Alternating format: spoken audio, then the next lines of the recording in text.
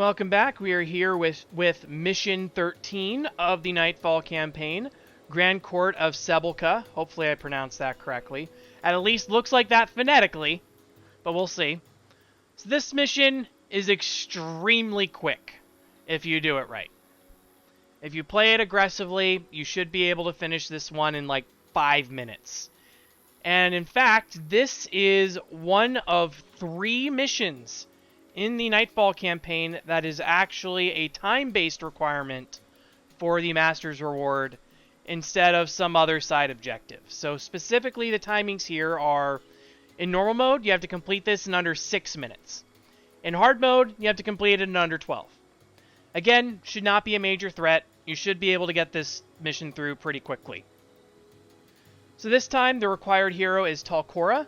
Last time I had her running an Aura of Faith-based protection build. This time I'm running an old Boon Signet build for a little bit of extra healing and Prot.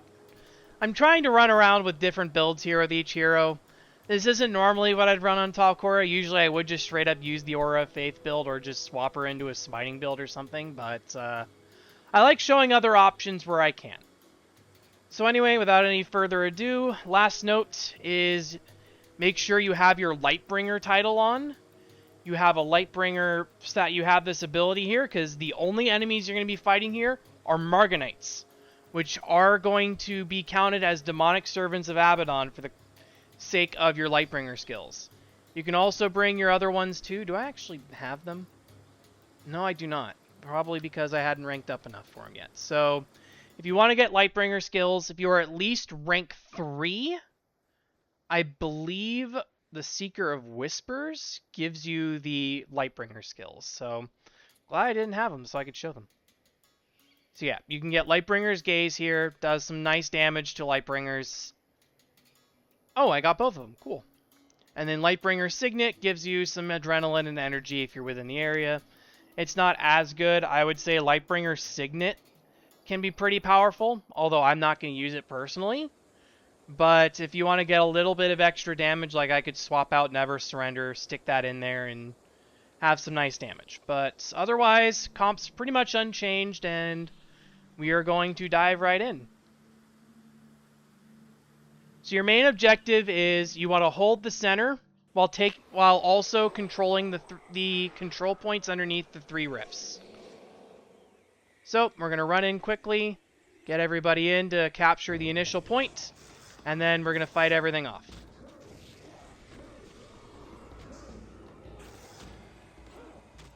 Am I +4? No, I'm not. Let's give myself +4. I am not going to have much time to get my heroic refrain up. But the main thing with Margonites, keep an eye out for Margonite Warlocks. They have Well of Silence. All you have to do, step out of the ugly green circle, and you can shout again. So, we're going to go ahead and clear the Cleric now.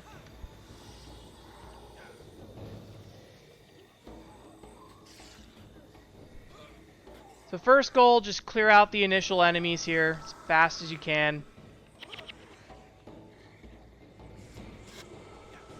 We've got a good spot now. I'm on the Razah, so let's get you going. And then I'm going to start fighting my way down towards this side.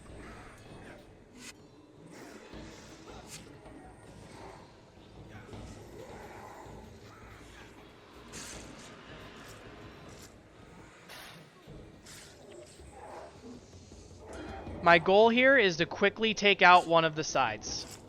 I tend to start with the northeast corner. Come on, everybody, get over here. Okay, Livia needs a heroic refrain.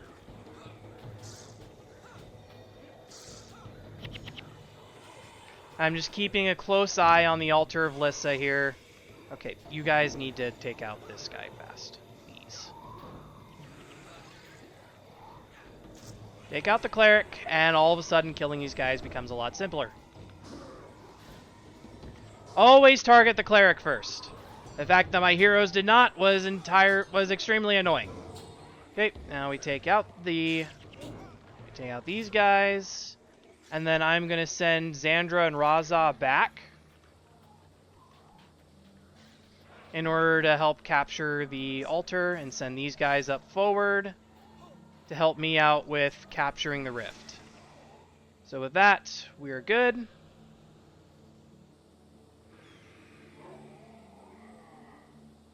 Alright, we have captured the first rift, and now we have the blasphemy here. So the blasphemy, your goal is to have a rift down before he shows up.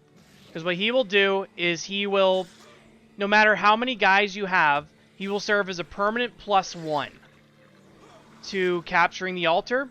And you'll also quick capture the altar itself and any already possessed torment rifts for your side whenever he casts his skill.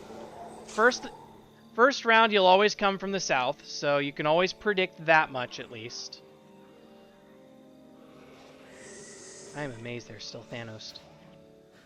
That works for me. So, here come the blasphemies. Now we take out the next one. As long as you kind of just prevent him from coming in anyways, it's not a big problem. The main thing you have to watch out for with the blasphemy is the unbound energies that he summons afterward.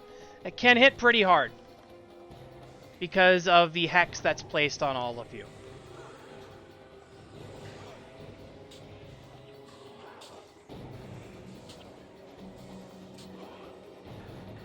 Alright, so please kill the Reaper. Okay, 2 down, 1 to go.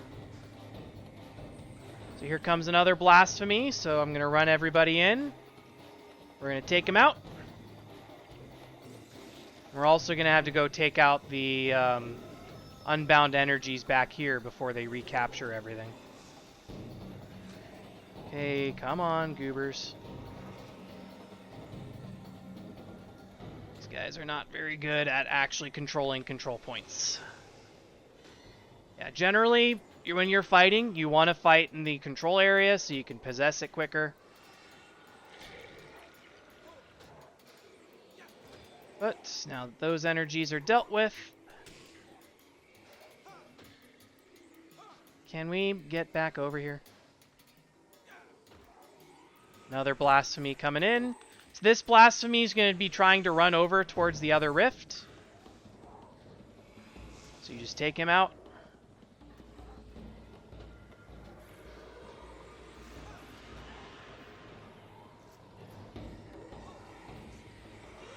This is actually the longest it's taken for me in a while. Okay, Xandra, you lost your heroic refrain, probably because you've been running everywhere stupid, rather than actually fighting. But now we are on the last part. So, all we have to do, take out this rift, and we win. This is the main disadvantage to having casters here, is they don't always take control of the rift while you're fighting. Hello. Yeah, they spiked right there. That is the danger with the unbound energies, is if they get somebody to spike, they can hurt.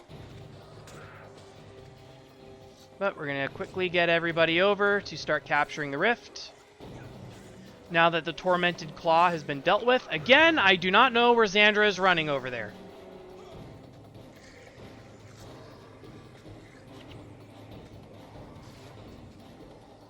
But with that, 3 rifts down, game over. Does not matter what he does from here. We win. It'll just take a minute here, and then it will trigger, give us the success, and we win. I've heard you need to get the altar all the way back down, but I'm pretty sure I've ended the mission before early with the altar still having some control to the enemy.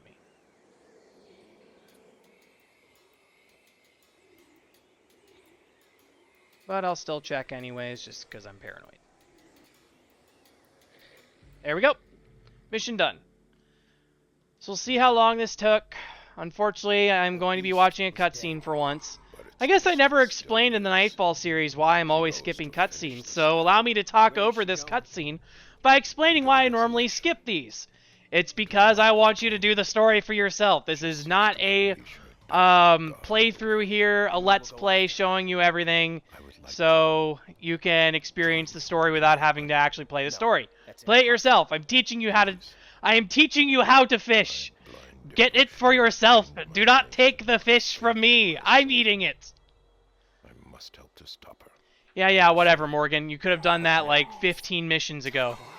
You and your friends took me in and taught me to be a hero. But yeah, after this, you're going to get your first Paragon hero, General Morgan. Can we deny him Paragon the same heroes, chance? again, I don't... You were right. As good as useful as Paragon can be, unfortunately, their far and away best elite skill in Heroic Refrain that I'm using Morgan, then. is a player-only skill. You may You come can't with us. actually put it on a You hero. shall have your chance You to can't redeem even put it on a yourself. mercenary hero, so don't even think about trying to circumvent with that. We'll see about that. So, unfortunately, because of that, they aren't as strong.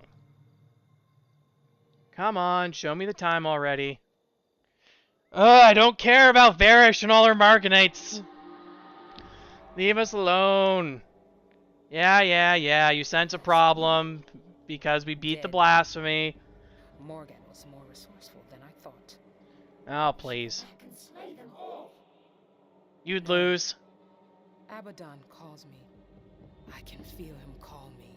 Okay, so what's going to happen after this mission is you are once again going to be allowed to split between two different missions. You are going to choose whether you are siding with Kos and the Merchant Princes and helping rescue their very real corrupted garden, or if you are going to help Milani with her dream she's having that the village of Ronjok's in trouble. So yeah, 646, like, I barely used half the time that was needed for this mission. So you have more than enough time to get the Master's Reward, even when I was running a relatively low DPS build, or DPS comp here. Like, maybe instead of Panic, Energy Surge would have been better because there just weren't enough bunched up enemies at any point. But anyways, that's all for now. I guess, in terms of your choices, Jenner's Horde and Nundu Bay are the next two missions. If you side with Milani, you get Nundu Bay. If you side with Kos, you get Jenner's Horde. Both missions, pretty quick. I'd say Jenner's Horde is probably faster, but Jenner's Horde is only faster if you have really good damage.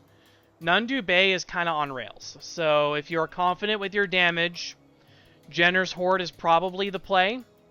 If you're less confident with your damage, Nundu Bay, I would say, is probably the play. Neither mission, I would say, is more difficult than the other. There's tricks to both, and I will show them when we get to them. So anyways, as always, hope these videos are helpful, and we will see you for the next one.